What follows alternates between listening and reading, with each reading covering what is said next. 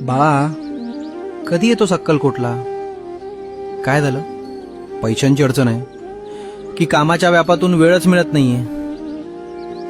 जरा सगळं सुरळीत झालं की नक्की जाईल. हाच विचार करून तू मला भेटायचं पुढे ढकलतोयस ना? पण वेड्या, सगळं सुरळीत झाल्यावर नाही तर जेव्हा सगळं विस्कटलेलं असतं तेव्हाच तर माझ्याकडे यायचं असतं. तू आधी स्वतःच तुझे प्रॉब्लेम सोडवण्याचा प्रयत्न करतोयस आणि त्यात पार थकून गेलायस. कधीतरी आतून खूप वाटतं ना की सगळं सोडून द्यावं आणि पळत अक्कलकोटला यावं, तिथल्या गाभाऱ्यात डोकं ठेवावं आणि लहान मुलासारखं ढसाढसा रडावं. माझ्या दरबारात पाय ठेवल्या क्षणी तुझी सगळी संकट भस्म करून टाकेन. तुझी वाट बघून माझे डोळे थकलेत आता. ये.